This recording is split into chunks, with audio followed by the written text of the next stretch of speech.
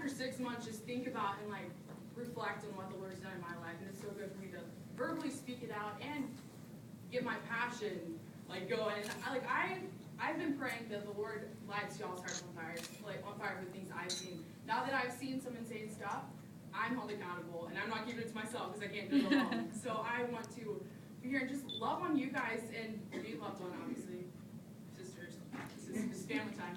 So I'm just gonna pray really quick just to cancel myself on it. Like I just want to let the Lord use me. So, Lord, I just pray that you'll come here tonight.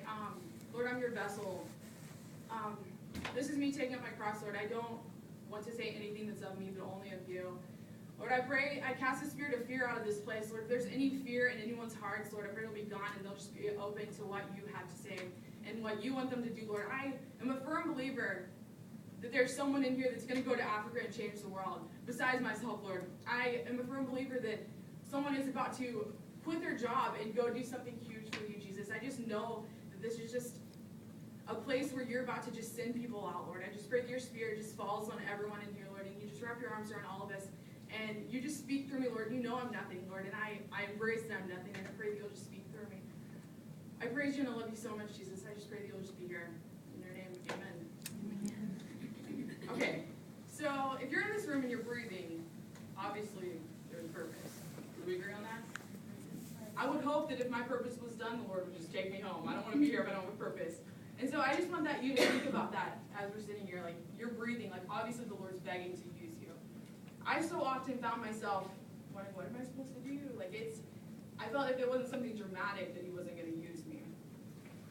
So, as I said just now, I'm nothing, and I want to just be raw and real. Like, I am flesh. Every single day is a fight for me. Like, I'm not a holy person. Like, I beg God to make me holy, but I mess up every day, every hour on the hour. And I embrace it, because if not, the Lord's not going to use me. If I don't tell him, like, thoughts of nothing, like, then it's not going to go anywhere. So I just want to get that out of the way. I'm a sinner. I'm a liar. Like, I lust every day. Every single day I struggle, just like everyone else does. And, like, as soon as I embrace that is when the Lord's like, okay, finally, get over yourself. Like, you got this. So I just want to get that clear. Like, I'm nothing. Like, the Lord has sent me around the world, and he's showed me, like, insane stuff, but, like, I'm back and I'm still just as messed up as ever. Like, that doesn't heal me. So let me start out and I'm going to talk about what the World Race is, and I'm also going to talk about what the Lord did throughout the World Race and what he's doing now. And I just like want to empower all of us. Like, you don't have to go to Africa to do big things. So those are my 3 points. I'm sure there's going to be 17 points, but I'm going to try to stick to those. So I'm going to start out with what the World Race is. So it's a mission trip in 11 countries in 11 months. It's insane. Like, it's as insane as it sounds. So how do I even explain it? Like, I could talk for like 12 years. So we'd hop around from country to country. Like, we'd get to India, and all of a sudden we would take on what the Indians do. So we'd like cover our elbows and, you know, our butts. Like, we would become Indian, and we would eat what they eat. So we'd eat with our right hand rice, just cramming rice down our throats. And as soon as you finish, like, you want more? I'm like, no, I don't want to gain 15 pounds this month. Thank you. But you would just do what they do. Like, I was an African, I was an Indian, I was, you know, Malaysian, Australian. Like, you would become like as the people were. Just trying to get the basics out of the way of what the World Race is. Oh, we would use $9 a day per person, and so $5 would be housing, $1 would be transportation, $3 would be food. So $1 per meal per day, which that's okay when you're eating rice. But you go to Australia and their dollar is stronger than ours. We're like, we're about to steal. Like, Lord, you're going to have to provide for us. If we're hungry girls. So it was stretching in so many ways, especially when it came to money. And I'm not good with money. And for some reason, the Lord was like, you're going to be the money girl. So they're like, Ruth, we're entrusting finances to you. So I'd be like, calculator, like, sorry guys, can't eat today. Sucks. Like, let's think about what we're going to do because we can't eat. So it was very stretching. And the Lord taught me so much when it came to that. You pack in a backpack, and I'm not a backpacker. I became one. I pretended like I was. But you buy like a big old backpack. You can only have like 35 pounds of stuff in it. You would pack a tent. Wait a second, tent? I'm now a camper. We would have a sleeping bag. Like, you had to pack that. You had a sleeping pad to put on your sleeping bag when you're on the rocks. You would, like, anything you would need for the year, you would cram in your backpack. So that's definitely definitely something that was stretching for me because I like my stuff, I like my space, I like my comfort.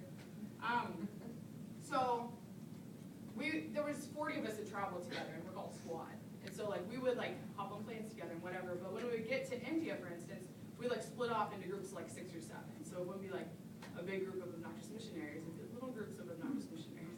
So my first, like, you would have 2 guys typically and then 4 girls. And I'm just gonna tell you, community was insane. Like, it has wrecked me. Like, you wake up next to someone, you eat breakfast with them, you go to ministry, you eat lunch with them, you go back to ministry.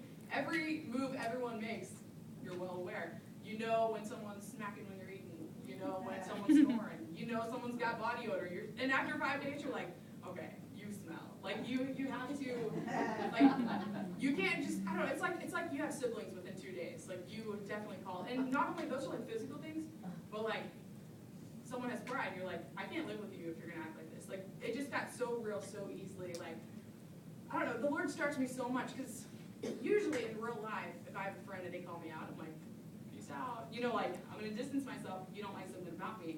But, well, Grace, you're about to go to 10 more countries, so you're going to have to nip that in the bud. So, community stretched me hardcore. Like, everything, even like getting up and speaking. Like, I was a girl in speech class, like in high school, so like taking like my favorite subject. I'm sure my next writer now, nurse. But like the Lord, like month 1, he's like, you're preaching every day. I'm like, what? It's like he just like stripped away Ruth Wilson. Okay, so that's just a little overview of Grace, but I'm gonna like chop it down a little bit.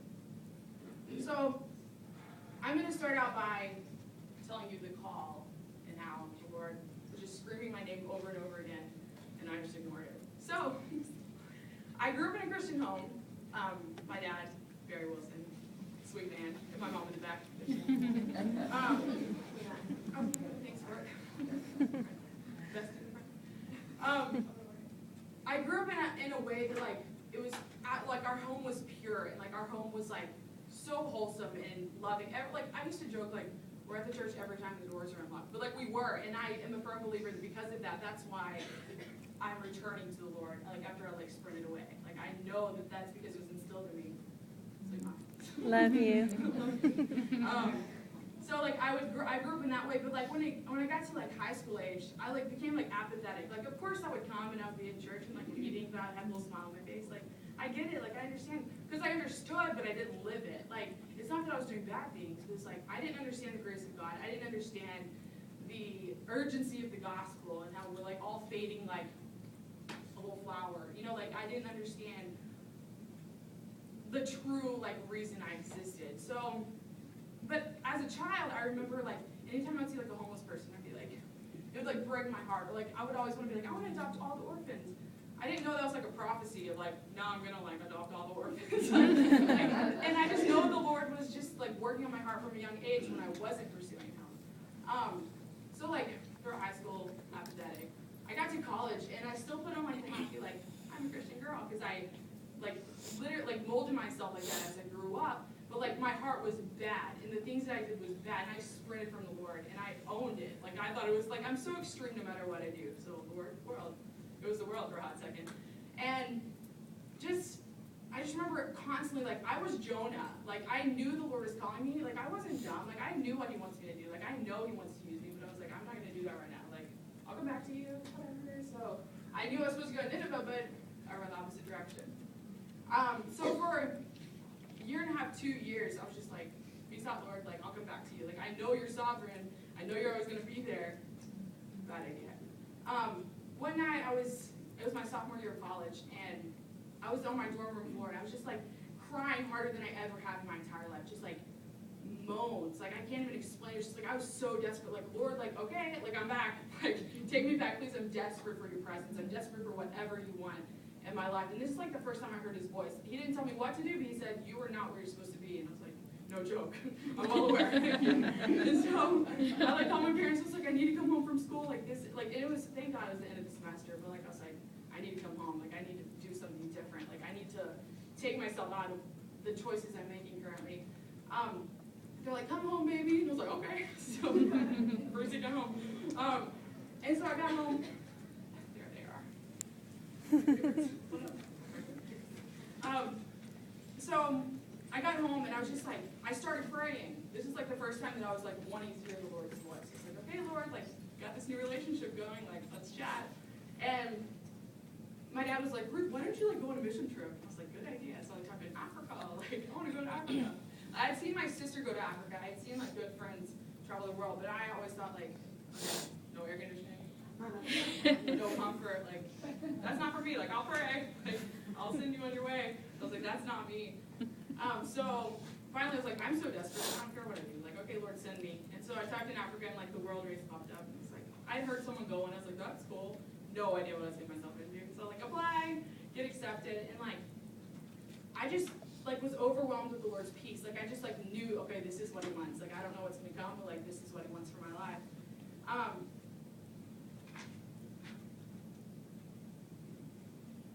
Okay, so obviously that's when I started listening. So I was like, okay, we got this.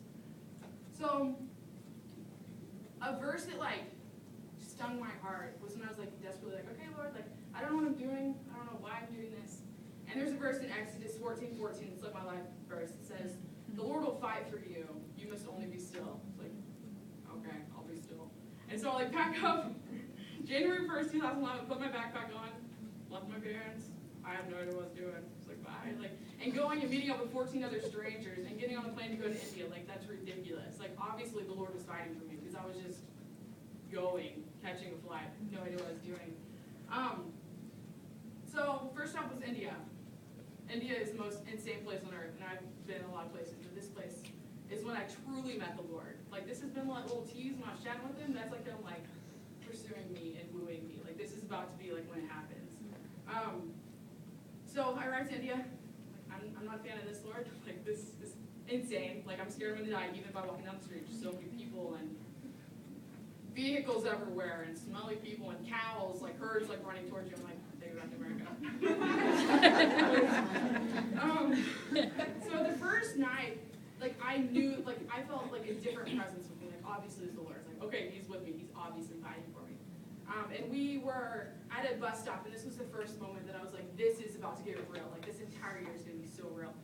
And we were waiting for our bus, and all of a sudden, like there's like a swarm of these like homeless ladies, like little old ladies, like hunchback, like no teeth, and they're like begging, which, I mean, you see that on movies, like, you know, you see like, oh, that's so sad.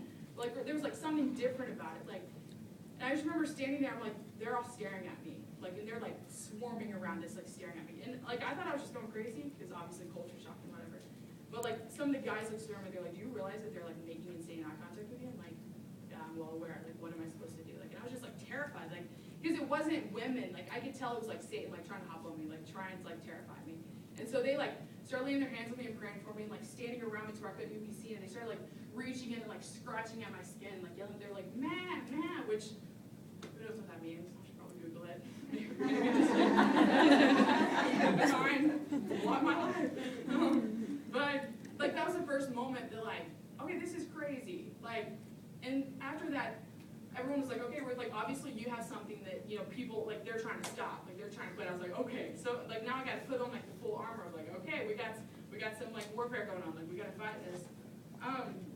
So from there, after that insane night, I cried the first night in India. I'm supposed to be a hardcore backpacker, and I'm sitting there weeping. But from there, we proceeded, we go to this orphanage in Ongole, India. It's, like, southern India. And it's a special needs orphanage. And every day we would go in, and there's kids, like, some they're, like, severely, like, mentally retarded, to kids that are deaf, and their parents just kick them to the curb because they're messed up. Like, there's a little boy named Bhaskar, if I see him, I'll point it out, but the first day he stole my heart, like, in a way that, like, no, like, I think I love him more than anyone on the planet. Like, sorry, Mom, but, like, I think, like, he's, like, supposed to be mine. Like, every day, like, he was deaf, and that's all. Like, if he had someone to be there and teach him sign language, it'd be perfectly normal. But it's like he was held back in this like orphanage. There's way too many kids for all the like ladies who like have surrendered their lives. And so like they see him as like, oh, he's okay. And so he's like not neglected. Like I'm not like bashing them, but it's like he could have such a better life. And like ever since I've been haunted, he was the first week in India. It's been like a year and a half, and I'm still like faster. Like every day, I like get on my face. Like I am obsessed with that kid. And like I was such a creeper. I have like 80 shots of him. But it's like you went to India, you you saw one kid. I'm like, yeah. Basically. But that, like, just like fun moments with him. Like, I would see him and he had my earbuds in his ears, like, pretending to be dancing. Like, he just, like, watches people. Like, he wants to be normal so bad. Like, I just want to, like, take him home. Like, I taught him how to do the I love you sign, and the last day we left, I was, like, riding off in a tuk-tuk, and, like, he, like, sticks his little hand out, and he's, like, love you. I was like, oh, my gosh, like, I can't take it. Like, that was the first, like, kid I fell in love with. It's like, I can't go on for 10 more months. Like, give me a plane ticket home, besides those scary ladies. So, the special needs orphanage is, like, something, like, I had never felt, like, a draw to that, to, like, special needs children in general, but that month the Lord just, like, expanded my soul and was like, Ruth, you can love anyone. I'm like, okay, like, come with me, anyone. And we only stayed there for a week and a half, and then they were like, now you're going to the villages. Okay, when we stayed at the orphanage, we stayed in, like, a little half air-conditioned, like, little flat. I was like, I can do the wilderness. The Lord heard me, and he said, okay, now you're going to go out to live in your tent, and you're going to walk miles and miles every single day and go and preach. So we get there, and this is when I met the Lord. A little moment that I was like, okay, obviously, I'm made for, like, bigger things in my selfish life. We would go around to villages, like, we would go to 3 villages a day for 10 days straight. Like, there's, like, 3,000 people you get in contact with. And every time, like, they see, like, white, and so they're like, oh, pray for us, you know, like, lay your hands on us. I'm like, you're free. Okay. You know, it's like, you're so strange because you're so used to being, like, the normal, like, the norm, and then all of a sudden you're, like, put on a pedestal, and they, like, want photos of you. We'd go around, like, share a little testimony, like, preach, and then they would, like, line up, like, people are just like, we want prayer, we want prayer. I'm like, okay. And, like, in the beginning, I would pray, and I would be like, okay, Jesus, hope their pain goes away. You know, like, a very, like, childish prayer. Like, I just, you know, give them a Band-Aid.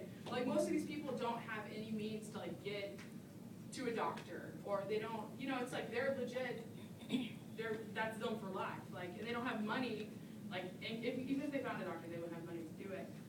So they're desperate. And the Lord knows that, and he, like, increased our faith so much. One night, we went to this little hole in the wall, like, village. Like, this village, there was, like, lepers everywhere, and just, like, the whole place was just dead. Like, it was so sad. And we were, like, leaving, and keep in mind, even in these moments that the Lord's moving, I'm thinking about, like, my stomach. Like, it's time for dinner. You know, it's like, I'm still, like, a flesh, like, I'm human over there. Like, we're not, like, saints over there. Like, I'm still thinking about, like, I'm so tired. Like, I'm hungry. Like, I'm not enjoying myself. I really wish these people would be healed just when I go home. You know, like, that's, like, our mindset. Like, that's horrible, but, like, such is life. Like, no one on earth truly loves every moment they're in. And unfortunately, mine were just really holy moments. So we were, like, going back. Like, we just finished. It was, like, an extra long service. And we're, like, rushing back to the van. We're like, yeah, dinner. It's, like, 11 at night. Indians are crazy. And some guy comes up, he's like, hey, can you come pray for my brother? And we're like, okay, you know. And honestly, I was like, no, like, it's dinner time. like that's just, and I was really sure. And so we're like, come in, and this man had a stroke 2 years ago, and he's been, like, on his deathbed ever since. And his wife just, like, attempts. But, like, women over there don't work. You know, it's like the men work for the money. So it's like they were just so poor and, like, a broken family. And he had a stroke, so he's paralyzed, like, waist down. And so we started praying. I'm in the corner, like, okay, Jesus, like, heal him, like, and not speaking with the spirit in me, like, not, you know, just praying how you would typically pray over here, like, we're not over here, but, you know, just, I prayed that the sickness will go away. And we were in there for, like, 20 minutes, and I realized we weren't leaving until something was going to happen, so I was like, maybe I should, you know, trust that the Lord was going to do this.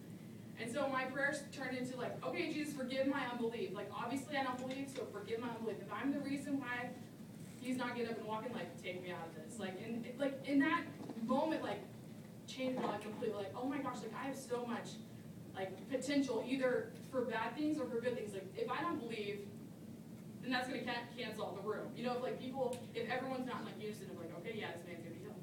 And so I was like, forgive my unbelief. And then everyone in the room started saying that. Like, all of my teams were like, okay, Lord, do your work. Like, we're nothing. Like, take us out of here. And I'm, like, weeping, like, this holy moment with the Lord. And all of a sudden, the boy gets up and walks. And he's, like, his legs are healed. Like, I'm not kidding. He's like, prancing around the room. Like, you've got to be kidding me. Like, even as I speak about it, I'm like, there's no way. Like, even, like, being back in America, I'm like, there's no way he was healed. But he was. Like, it wasn't me. Nothing. We still went and ate dinner and went to bed, like, normal. Like, the Lord just, like, showed himself through us. Like, and who knows, that family could be on their face right now, like praising the Lord, being missionaries, like spreading his name. Like, we don't know what happened, but like we know the Lord showed up in that moment. And like from there, we like, the Lord used us as vessels like the entire week. Like I saw ladies like leg grow out. Like she like had a hobble and we prayed for her leg and it like grew. That makes no sense. I mean, I still don't get it. Like the Lord just crazy like that. Or like a boy like he couldn't see and then he could see. Like even as I talk, I'm like, that's like beyond me. Like that makes no sense to me. But like the Lord's like, duh, I like breathe you into being. Like of course I can do that. Like of course I can like touch his eye. So that was the time. I was like, okay, God, like obviously you're way bigger than the tiny box I put you in. Like here's my life. Every day I'm just gonna tell you, use me. You know, like, and that's when I can honestly say that I became a Christ follower. Like there's a difference between I'm a Christian, I said the prayer when I was 8 and got baptized, and like, okay, Lord, like take my life. And it's every day. Like today I didn't say it well. You know what I mean? Like it's an everyday, like, okay, God, use me. Like, and it's so hard. Living for Christ isn't easy. It's the hardest thing you can possibly do. Like, it's so easy to live in sin. Like, I mean, it hurts sometimes, but it hurts more to follow Christ. You have to die to yourself every second. Which leads me to Matthew 16, 24 and 25, where the Lord just says, if you're going to be my, hold on, I don't want to mispronounce. Give me a hot second. Okay. Jesus said to his disciples, which are us, let's imagine Jesus talking to them. If anyone would come after me, he must deny himself and take up his cross and follow me. Whoever wants to save his life will lose it. Whoever loses his life for me will find it. So that verse, it was very confusing for me growing up. I'm like, I don't get what you mean by take up your cross. But like that means like, okay, God, like Ruth is going to die right now. Like I choose to be crucified with you. Like I choose for my flesh to be dead so you can use me. And that, it's so scary. Like I don't want to die. You know, like not, like it just blows my mind. Like, how it's got to be an every moment decision. Like it's not just, I said it 2 years ago, use me, but it's like every day. Because as soon as you decide to follow Christ, like Satan's like, okay, like I'm gonna trip you up. Like he's so powerful and hops on you in a hot second. So that's India is when I decided to take up my cross, which is convenient because it was the first month and I had 10 months left, so I'm glad I decided at the beginning. So from there, we like went up to Nepal and then went to Eastern Europe. And the Lord, obviously, he just kept adding on to it. And it's so awesome because we didn't have cell phones. We had internet every like 2 weeks. So like, it's a pressure cooker with the Lord. Like he's talking to you constantly. You're looking for him constantly. Like I couldn't like call my mom when I was lonely. I'd be like, okay, gosh, I'm lonely. I hate my team. Like can't talk to them about it. So it'd be like you get really, really tied with the Lord. So the Lord at the beginning of my race, like, just instilled in my life. And so that was, like, always on my mind. Like, if I can do this, I can't do it. Like, especially, like, with the special needs things. Like, I can't do this, Lord. Like, this, like, I hope I never have to think of this stuff again. Like, it's so sad. Or, like, the people who weren't healed. Like, of course I tell you, like, the happy ones. But, like, there were many that weren't. And I'm like, God, why? Like, why wouldn't you just do that? You know? Like, the baby that has fever, like, why won't you just heal him? Or, like it's just frustrating. Like, okay, Lord, fight for me. Like, I'm just a vessel. So we continued on. Nepal, Romania, Moldova. And then I was like, Africa, yay, my sister's been there, I'm so pumped. And as soon as I got off the plane and we like got to our village, I was like, Lord, don't call me here. Like whatever you do, like please do not make me come back here. Like just, Swaziland was our first month and like the place is oppressed. Like it is prophesied or said by the king that by 2050, like the place is gonna be gone, like because of the AIDS epidemic. And like you just look around, there's just like a hustling and bustling city is just like silent because like they have no hope. Like they're just going along their daily business, but like there's no hope. You would see babies taking care of babies, like an 8-year-old that has like infants that he's like caring for and like working for or protecting. Like, and it's not like they were their siblings. It's like they find them and like it's like Mother Nature, like the mother inside of you that's like okay. And so you'd see like a 4-year-old with an infant on their back. Like that makes no sense, but like there's no one else. Like the middle generation of Swaziland has just died out and they're gone. So there's like the older generation and then like children. So there's little grandmas everywhere called go-go's that like take care. Like, but there's only so much they can do. Like they're old. Like they can't like work a ton. And so it's just heartbreaking. Like the whole time I was there, I was like, God, like I cannot do this. And it's like I'm fighting for him, fighting for him. Like I can't. Like I would find myself like angry. Like not even like I skipped sad. I'm just like this is like unacceptable, Lord. Like, why aren't you doing something? And that's when he would say, like, Ruth, I'm doing something through you. He has given us this flesh, and he has given us like the concept of being a vessel for his glory. And so like that put me at peace, but I was still angry, naturally. The king of Swaziland makes it known that if you take a shower after intercourse, that you will not catch HIV. That's the most like ignorant, ridiculous thing I've ever heard. But like people fall for it. Like they're being led by a king, like a very corrupt man who has like 9 wives and like a ton of children. Like the place is just bad. And I'm dramatic, but like I wouldn't be dramatic about this. Like this breaks my heart. Like I don't even say like some of the stuff that I saw because I can't handle it. Like you would see, like we worked. It's like a big plot of land, and like babies would come or like children would come every single day for a meal, and they would just get like a big hunk of rice, and like you would see them like take 2 bites and then like save the rest for later, and like take it to their families or like take it. Who knows where they go? But they're so selfless. Like they're not greedy. Like they don't. There's nothing to be greedy for. Like they take a bite.